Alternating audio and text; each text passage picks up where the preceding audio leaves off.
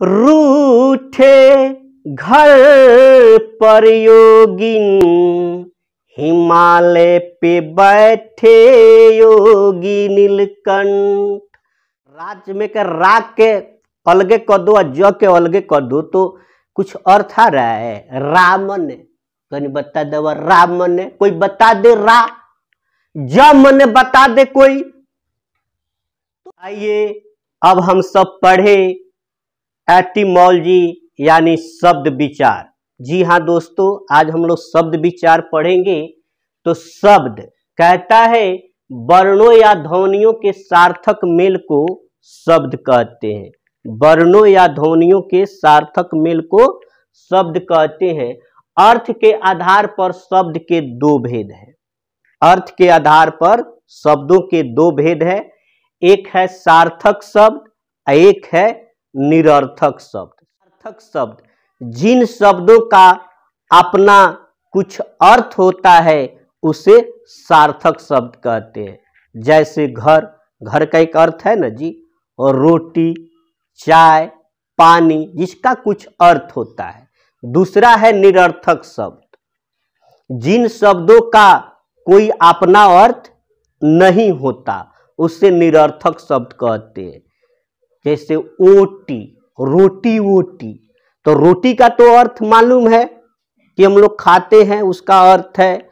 OT का क्या मतलब है? नहीं। उसी तरह से है चप, लय, उल्टा पुल्टा। उल्टा का तो अर्थ है, पुल्टा का कोई अर्थ ही नहीं है। तो पुल्टा जो है निरर्थक शब्द है। पानी वानी, पानी का अर्थ है लेकिन वानी का अर्थ नहीं है। चाय वाय, ना लगा चाय वाय तनी हुई, तो चाय का अर्थ है लेकिन वाय का अर्थ नहीं है। आगे पढ़ेंगे आखिर ये क्या है। पानी वानी, उल्टा पुल्टा पढ़ेंगे, एक साथ में आते हैं। तो अब कहता है व्युत्पत्ति, बनावट या रचना के आधार पर शब्दों के तीन भेद हैं। है रूढ़ शब्द, कहता है जिन शब्दों का खंड किए जाने पर अलग अलग कोई अर्थ ना हो उसे रूढ़ शब्द कहते हैं। बहुत थोड़ा सा कॉम्प्लेक्स हो जाता है लेकिन समझने में बहुत आसान है। रूढ़ का मतलब समझिए कि उस जो शब्द है उसको अलग अलग करना है और उसका कोई अर्थ ना निकले तो उसको हम लोग रूढ़ शब्द कहते हैं। रूढ़, जैसे घर, तो घर का घ अलगे लिख दो और र अलगे लिख दो तो घ का कुछ अर्थ है। आज तो घ मतलब कुछ जाना है आपने, और र का कोई अर्थ है। लेकिन ये जब दोनों मिल रहे हैं घ और र, तब ये जाके हो जा रहा है घर। तब घर का अर्थ है, मीनिंग है। उसी तरह से राज,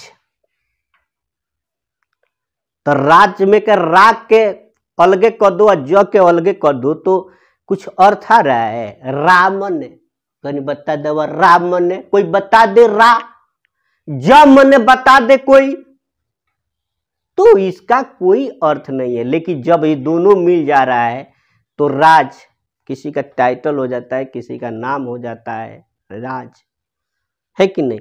तो ये हमारे क्या बोलते हैं, रूढ़ शब्द। उसी तरह सागर है, मैंने बहुत सारा चीज है जिसके शब्दों का खंड या टुकड़ा किए जाने पर कोई अर्थ ना निकले, अलग अलग। सागर, सा के ना कोई अर्थ है ना गर का है, लेकिन जब दोनों जो मिल जाएगा सा और गर तो सागर, समुद्र, ये अर्थ निकलने लगता है। समझ में आ गई। तो रूढ़ शब्द वो ऐसे शब्द है जिन शब्दों का अलग अलग किए जाने पर कोई अर्थ न निकले, कोई अर्थ होता ही नहीं हो, उसे हम लोग रूढ़ शब्द कहते हैं। यौगिक, जिन शब्दों का खंड किए जाने पर अलग अलग कुछ अर्थ होता हो उसे हम लोग कहते हैं यौगिक शब्द। जैसे हिमालय, तो हिम जोड़ आलय, तो हिम का मतलब हो गया बर्फ और आलय का मतलब हो गया घर। बर्फ का घर यानी हिमालय। तो जब दो खंड में हम इसको किया मैंने, हिमालय को हिम और आलय में, तो दोनों का कुछ अपना अपना अर्थ है ना जी। हिम का भी अर्थ है और आलय का भी अर्थ है। तो इस तरह के जो शब्द होते हैं वो हमारे क्या होते हैं, यौगिक होते हैं। एक होता है योग रूट। ये क्या होता है कि वैसे शब्द जो अपने सामान्य अर्थ को छोड़कर कोई विशेष अर्थ बताना चालू कर दे, उसको हम लोग कहते हैं योग रूट। यानी आप बहुब्रीहि समास समझ लेना। जैसे लंबोदर, लंबोदर जिनका पेट लंबा हो अर्थात गणेश। नीलकंठ जिनका कंठ क्या हो, नीला हो अर्थात शिव। स्त्रियां क्या नहीं कर सकती, कौवे क्या नहीं खा सकते, और कवि क्या नहीं देख सकते। तो कवि ने देख लिया, इसको याद कराने का भी। जहाँ न जाए रवि वहां जाए कवि। संत कवि की एक रचना है, वो रचना क्या है, रूठे घर पर योगिन, हिमालय पे बैठे योगी नीलकंठ। घर पर योगिन आ हिमालय पर बैठे योगी नीलकंठ। और योगी बाबा जो है कहाँ बैठ गए हैं, हिमालय पर बैठ गए हैं। इतना अगर जान लिया तो आज के बाद से आपका कन्फ्यूजन दूर हो जाएगा। तो चलिए इसका मतलब जानते हैं। रूठे घर पर यानी रूठे, रूढ़, ठ ना याद करके यहाँ ढ याद कर लेना, तो रूढ़ हो गया। आ घर पर सबका मीनिंग है। रूठे घर पर का अर्थ पहले समझिए। ये जो घर है इसको अगर अलग अलग तोड़ देते हो, जैसे घ और र, तो इसका कोई अर्थ है, घ का कोई अर्थ है घ मन, र मन। तो रूठे घर पर योगिन, हिमालय पे बैठे योगी नीलकंठ। ठीक है, अब इसका मतलब जानेंगे। योगिन हिमालय पर बैठे, योगिन यहां अगर क कर देते हो न के जगह तो यौगिक हो जाता है या यौगिक होता है, यही ना होता है जी। यौगिक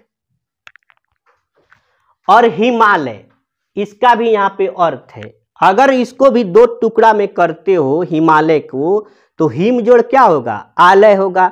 तो हिम का अपना अर्थ है, हिम मतलब क्या होता है, बर्फ, और आलय का भी अपना अर्थ है। आ रहा है कि योगी नीलकंठ, योगी में के यहाँ का हटा दो और फिर ये वाला जोड़ दो, ये बन जाता है योग रूट। नीलकंठ इसका भी मतलब है योग रूट नीलकंठ।